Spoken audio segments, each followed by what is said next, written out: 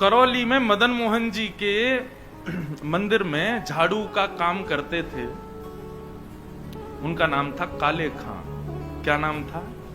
काले खां। काले खां बड़े प्रसिद्ध हैं। काले खां जी के नाम से आज भी मदन मोहन जी की आरती होती है। तो ऐसा होता ही नहीं कि काले खां को प्रणाम नहीं कर दो। देखो कितनी बड़ी बात, हमारे हिंदुओं के इष्ट ठाकुर जी हैं और उनकी आरती होती है। तो आरती में एक विजातीय व्यक्ति का स्मरण किया जाता है, तब आरती संपन्न होती है। श्री मदन मोहन लाल जी तो काले खां जो थे वो झाड़ू का काम करते थे मंदिर में। अपना घर चलाने के लिए उन्होंने ये कार्य स्वीकार किया। काले खां एक विजातीय व्यक्ति, हिंदू भी नहीं था, केवल अपने घर को चलाने के लिए झाड़ू का काम करता था मंदिर के पास। इसी बहाने उसको कभी कभी मदन मोहन जी दिख जाते थे। अब देखते देखते झाड़ू लगाते लगाते अब उसकी आदत में आ गया कि अब वो बिना श्याम सुंदर को देखे रह नहीं पाता। रोज मंदिर में जाता, झाड़ू लगाता और पीछे सीढ़ियों पे ही खड़ा हो जाता। अंदर तो जाने की उसको अनुमति नहीं थी। तो वहीं से भीड़ जब इधर उधर होती थी तो बीच में से थोड़ी सी झांकी श्री मदन मोहन जी की उसको दिख जाती थी। मानो उसको ऐसा लगता था उसका हृदय परम शीतल हो गया हो, परम आनंदित हो गया हो। धीरे धीरे भक्ति प्रस्फुटित होने लगी हृदय में। अब तो ये स्थिति हो गई कि मंगला में पहुंच जाता और शयन करा के ही घर आता था वापस। और इससे परिणाम ये हुआ कि पत्नी जो थी काले खां की वो बड़ी बरसती थी। परिवार के लोग उसको काफिर बोलते थे। बोले बताओ, जन्मा हमारे कुल में, कभी खुदा को तो याद करता नहीं, वहां पत्थर पूजने चला जाता है। इस प्रकार की बातें बोलते। लेकिन उसको किसी से कोई फर्क नहीं पड़ता। वो तो और आनंदित हो गया जब उसकी पत्नी उसके बिल्कुल विपरीत होती चली गई। तो वो तो और खुश हो गया। बोले बढ़िया है, जो बीच में दोपहर में भोजन करने घर जाता था अब उसका भी मन नहीं करता मेरा। क्यों? चिक चिक करेगी, लड़ेगी मुझसे, इससे बढ़िया मंदिर में पड़े रहो। तो काले खां को तो और अच्छा लगता। पत्नी बेचारी ऐसी विमुख हो गई कि अब तो वो पूरा दिन ही मंदिर में ही निकालता। लेकिन काले खां की व्यवहार धर्म में एक पीड़ा थी कि उनको कोई संतान नहीं थी। घर परिवार के लोग सब उसको बहुत डांटते थे। बोले अरे तू खुदा को भजा कर, वो तुझको संतान देंगे, वो तेरे को बेटा देंगे, तू किसको भजने चला जाता है? खुदा को पुकारता ही नहीं है, इसीलिए तो तेरे बालक नहीं हो रहा। अब तो रोज की इतनी चिकचिक हो गई कि काले खां एक दिन मंदिर गया, मदन मोहन जी का श्रृंगार दर्शन कर रहा था।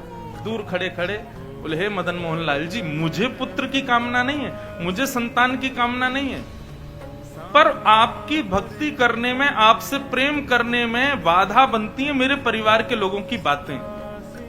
और वो बातें तभी खत्म होंगी जब मेरे घर एक पुत्र हो जाए। हे नाथ, मुझे पुत्र की कामना नहीं, मेरी कामना तो ये कि सब चुप हो जाएं और मैं आपकी भक्ति करता रहूं। इसके लिए आप मुझे एक पुत्र दे दो। और कृपा ऐसी हुई कि कहां परिवार के लोगों ने जब ज्यादा बोलना प्रारंभ किया तभी खबर आई कि काले खां की पत्नी जो है वो गर्भवती।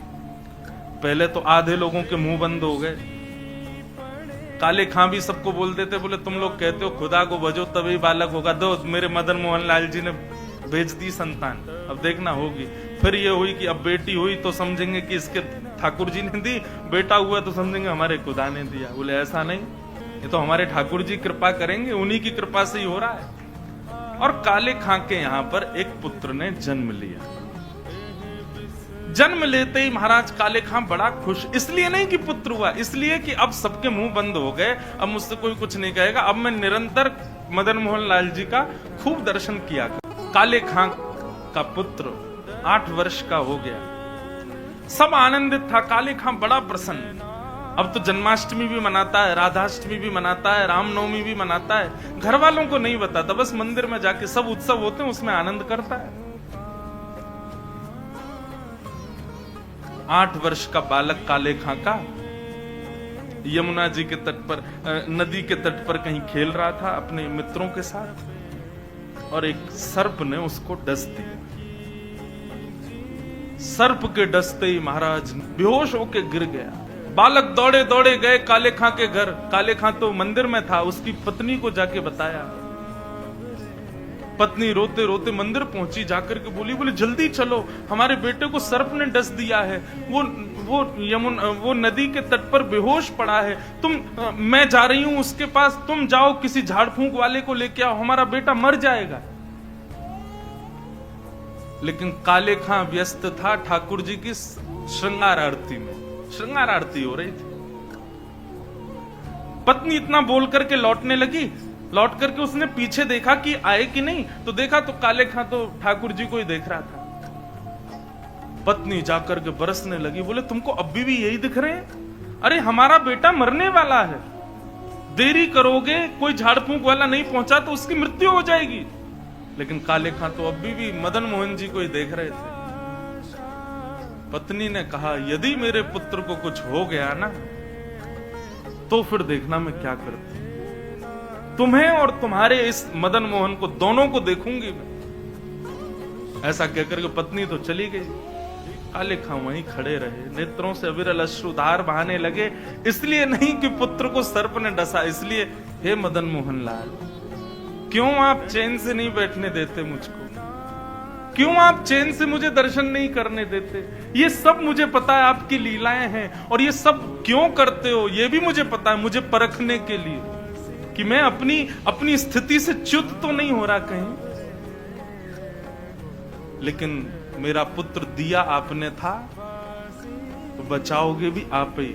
और पुनः कहूंगा, इसलिए नहीं कि मेरा पुत्र है, इसलिए कि मैं आपसे दूर ना हो जाऊं, बस मेरे पुत्र को बचाना। संध्या आरती के बाद जैसे ही कपाट बंद हुए, काले खां नदी के तट पर पहुंचा। भीड़ इकट्ठी थी। पत्नी को जैसी पता चला, काले खां बोले आगे ओझा को नहीं लाए, झाड़ फूंक वाले को, बोले वो तो मैं भूल गया। इतना कहना हुआ कि महाराज परिवार के लोगों ने काफिर काफिर कहकर के काले खां को सुनाना प्रारंभ कर दिया। दौड़ करके गए, ओझा को लेकर के आए। जैसे ही ओझा ने आकर के उसकी नब्ज आदि देखी तो कहा, ये बालक तो जीवित नहीं है, इसकी तो मृत्यु हो चुकी। सब रोने लगे। काले खां की पत्नी ने अपने पुत्र को गोद में उठाया और ले गई, और मदन मोहन जी के द्वार पर जाकर के अपने पुत्र को रख दिया। बोले बहुत कहते थे मदन मोहन लाल जी ने दिया, मदन मोहन लाल जी ने दिया, तो ये जीवित करके दिखाएं इसको अब। और यदि ये जीवित नहीं हुआ, खुद भी मर जाऊंगी, तुमको भी मार दूंगी और पूरे परिवार को नष्ट कर दूंगी इन्हीं की दहली पर। काले खां ने मदन मोहन लाल जी को और निहार करके काले खां मदन मोहन लाल जी की ओर देखने लगा और कहने लगा, मुसफक साफीक रफीक दिल दोस्त मेरे नजदीकी हकीकी ख्याल कीजिए। मेहरबान कदरदान आला तू जहान बीच, मुझसे गरीबों का गुनाह माफ कीजिए। काले बेकरार खड़ा तेरे दरबार पे, नंद के कुमार जरा गौर अब कीजिए। हिंदुओं के नाथ तो हमारा कुछ दावा नहीं, जगत के हो नाथ तो हमारी सुध लीजिए। हे मदन मोहन लाल, एक द्वार पर खड़ा है तुम्हारा, यदि तुम हिंदुओं के नाथ हो तो हम वापस चले जाएंगे, कोई कृपा मत करना। पर मैंने सुना है लोग आपको जगन्नाथ बुलाते हैं। जगत के हो नाथ, जगत के हो नाथ तो हमारी सुध लीजिए। बस ये बात कहनी हुई, नेत्रों से अविरल अश्रुधार बहने लगे काले खां के, और देखते ही देखते जैसे ही अश्रुधार का एक बिंदु नीचे पड़े हुए, एक बिंदु जाकर के उस पुत्र के मुखमंडल पर पड़ी, पड़ते ही उसका जो काला वर्ण हो चुका था वो श्वेत होने लगा, और धीरे धीरे पुत्र ने आंख खोलनी प्रारंभ करी। उठ करके बैठ गया, देखने लगा, जल पी करके बोला, अब्बा अम्मी, जो उसके माता पिता थे उनको उन्हीं शब्द में पुकारा। बोले कि वो कहां गया? बोले कौन? अरे अभी जो यहाँ खड़ा था मेरे समान छोटा सा बालक था, मेरे जैसा ही सांवला उसका वर्ण था, मोर मुकुट पहनी थी, बहुत सुंदर उसकी मुस्कान, उसके ऐसे सुंदर नेत्र थे, वो मेरा सखा है, वो मेरे गले में गलवैयां डाल करके खड़ा था, कहाँ गया वो?